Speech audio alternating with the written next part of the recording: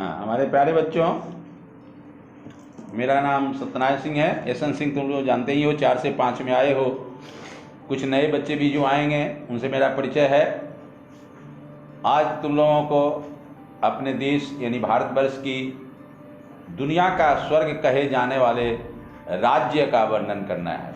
उसकी झांकी, उसकी तस्वीर, उसके चित्र को आप लोगों के बरस पर लाना है।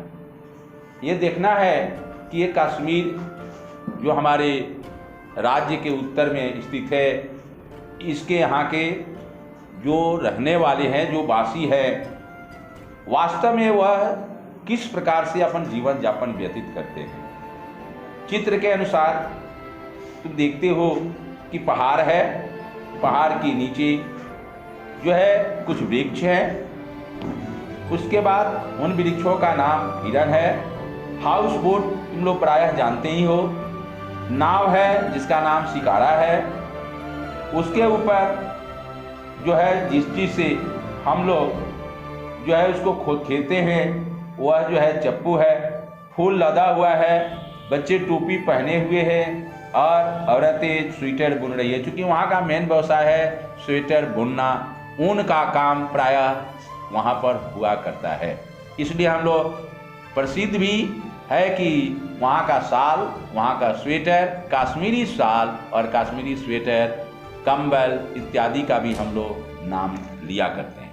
इसलिए अब आप लोग इस झांकी शब्द का प्रायः आप लोग ये समझते होंगे झांकी मैंने क्या हुआ, वहाँ के प्रसिद्ध चीज़ों का चित्रांकन करना और उन चित्रों को हम लोग के दृष्टि पटल पर रखना कि उसके बारे में हम लोग जानते हैं कि नहीं।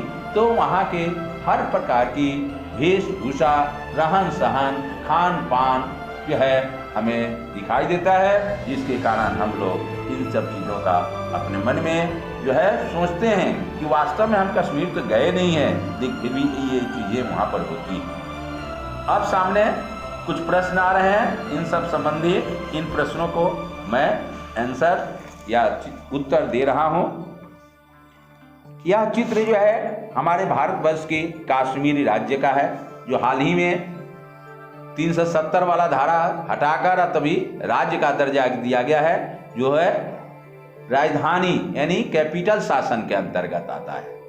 तो यहाँ पर 2 कर दिया गया, लद्दाख और आपका कश्मीर। सुनना है, इसमें है नहीं लेकिन हम बता दे रहे हैं। जिस नाव में लोग बैठे उसे क्या कहते हैं? शिकारा। नीचे दिया हुआ है, अंडरलाइन किया हुआ है। इसके बाद में पानी में जो बड़ी नाव है उसे क्या कहते हैं? जिस नाव में लोग बैठे हैं उसे क्या कहते हैं, और पानी में जो बड़ी नाव है उसे क्या कहते हैं? दोनों में अंतर है। ये पानी में जो बड़ी नाव है शिकारा है और ऊपर जो नाव है वो हाउस बोट है। ठीक है, थैंक यू। आगे है, नाव में कितने लोग बैठे हुए हैं? नाव में 3 लोग बैठे हुए हैं, एक बच्चा है, एक खेने वाला है, एक स्त्री है। नाव में बैठी स्त्री क्या कर रही है? स्वेटर बुन रही है।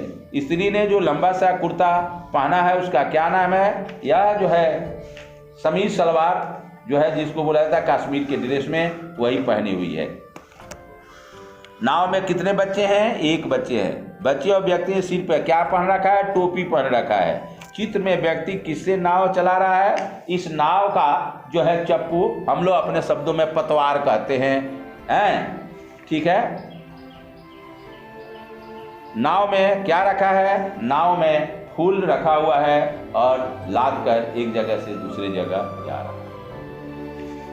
यह हुआ पाठ 1 का, समझ गए? अगर समझ में नहीं आती है फिर से इसे क्लास में हम रिपीट करेंगे, या कोई किसी प्रकार का अगर दिक्कत हो तो तुम लोग स्कूल में फ़ोन करोगे, फिर मैं इसे वीडियो को आपके यहाँ भेजेंगे और इसको बाद में समझा देंगे। अब पाठ 2 पर है। पाठ 2 में अपने चित्र में निकालिए कर्तव्य परायण सेनापति।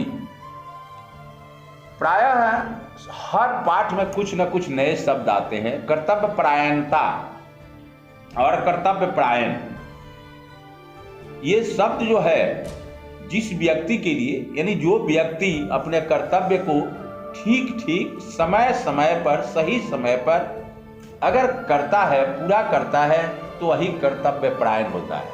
और कर्तव्य परायणता की क्वालिटी जो है, गुण उसके अंदर आती है। सेनापति है, उसका जो है कर्तव्य परायण होना बहुत जरूरी है।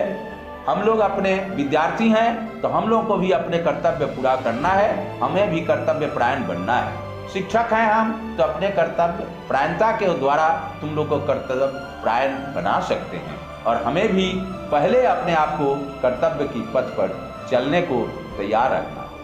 इसलिए सामने जो देख रहे हो चित्र में, यह जो है बनारस का है। यह देख रहे हो कि पक्षी से ही, हम लोग तो आदमी में राजा रानी जानते हैं, लेकिन पक्षी में भी राजा रानी होता है।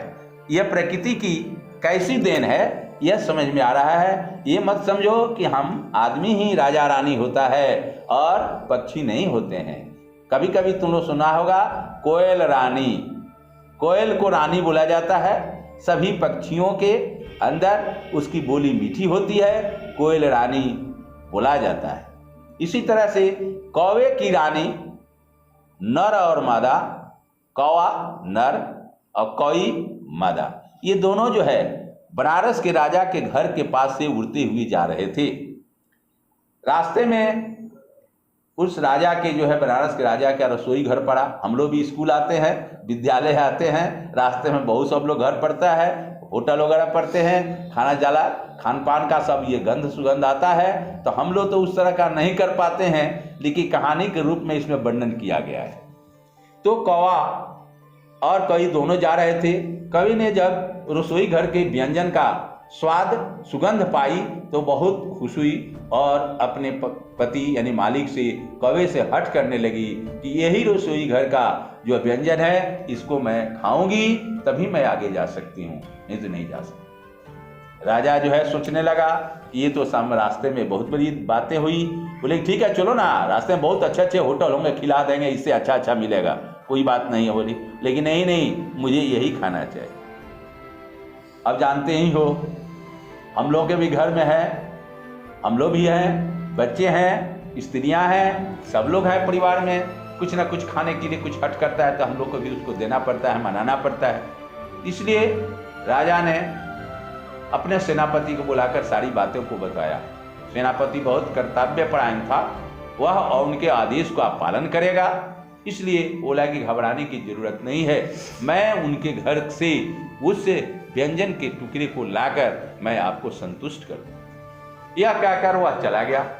जाने के बाद उस राजमहल के रसोई घर में इंटर तो कर गया, प्रवेश तो कर गया, लेकिन वहां पर सिपाही थे, उनके मंत्रीगण, जो सिपाहियों को पहरेदारों ने उनको पकड़ा लिया और पकड़कर राजा के सामने लाया। राजा ने उसे बोला, पक्षीराज, अब तो ये बताइए कि आप किस साहस से और क्यों हमारे रसोई घर में जुटे, क्यों आए? उन्होंने साहसपूर्ण, वे ईमानदार था, साहसी था, कर्तव्य परायण था, इसलिए डर भय उसको कोई भी नहीं लगा। वास्तव में हमें भी नहीं डरना चाहिए। कर्तव्यशील व्यक्ति, वीर व्यक्ति, सच्चा व्यक्ति, ईमानदार व्यक्ति कहीं किसी से डरते नहीं है, बल्कि अपने कर्तव्य के पथ पर अचल रहते हैं। इससे सुनने वाला भी खुश होता है। अगर बुद्धिमान व्यक्ति है तो आपको कोई वह जो है क्षति नहीं पहुंचा सकता है, कोई दंड नहीं दे सकता है, वह सोचकर आपकी उस बुद्धि का तारीफ तो कर सही सकता है।